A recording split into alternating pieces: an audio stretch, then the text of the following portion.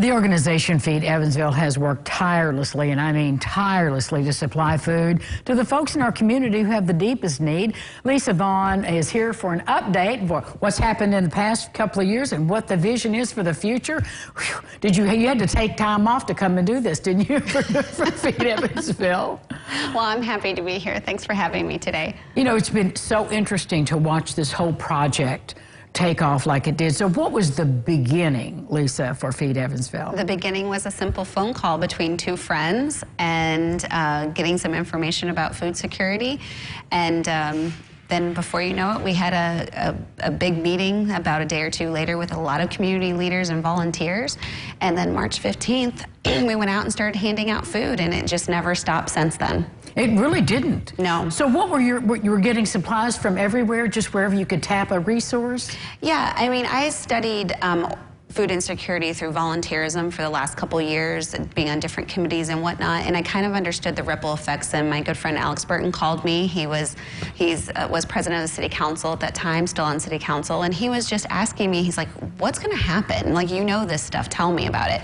And before we knew it, we were starting Feed Evansville, and we were just asking everybody for help. You know, we knew that there was going to be a need, so we started handing out lunches, and then we started doing pantry boxes, and then we started opening a grocery store, a pop-up grocery store where I would deliver groceries to people and take SNAP benefits and things like that. And then we got Farm to Family here, and at the height of COVID, we were doing 7,000 food boxes a week. I can't even wrap my mind around it. I saw it on Facebook that was the case. And so what does that say to you, Lisa, about where we live? Well, we've always had a food insecurity issue in the tri-state area, and COVID really just put a light to it. That's all that happened. This was nothing new. This was nothing that surprised me, but it did go up. COVID did cause the numbers to go up. So we went from a 14 food insecurity rate to a 20% food insecurity rate, and I'm pretty sure with the inflation and things that are happening now, that rate is slowly climbing, and that could be temporary for some folks. And when the inflation things go down, then their food insecurity will go away. I mean, you can have food insecurity in a triage setting, and you can have it long term. So it just depends on your situation. How do people find you to get the supplies, and what's your schedule? Well, we don't have a set schedule, so we're not a pantry. That's a misconception, because during COVID, we were a task force. We were filling a gap. We were filling a need, and that's kind of what Feed Evansville does. So like if a pantry is closed this week, you know, we're going to go out and we're going to fill the need in that neighborhood if the pantry's closed. We're going to rescue food or reallocate food. So we had a farmer a couple weeks ago donate 66 pallets of squash to the city. So I made sure all the pantries got it. We did a food car line, which was huge, a lot more people than we expected.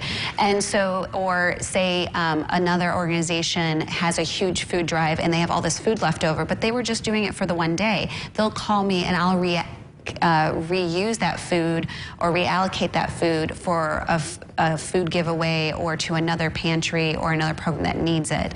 But we have a list of people that are in need. We get calls, and you know, we try to accommodate everybody as much as we can. So how can people support your work and follow you? So you can follow us on Facebook. We post all the time, not just what we're doing. We also post what other food programs are doing. You know, we are more about making sure there's education, there's advocacy, there's awareness. So we're helping pantries have really good practicing standards. So there's a lot of equity and dignity within the pantries.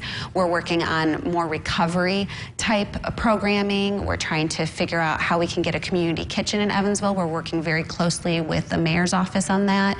We're working on a delivery system. You know, we have an abundance of food in Evansville, actually. We have a really wonderful time trying to, in the sense of 3 hours of farmland, but we have an access issue. So trying to develop a delivery system where people can have deliveries from pantries or other food programming and things like that is really important.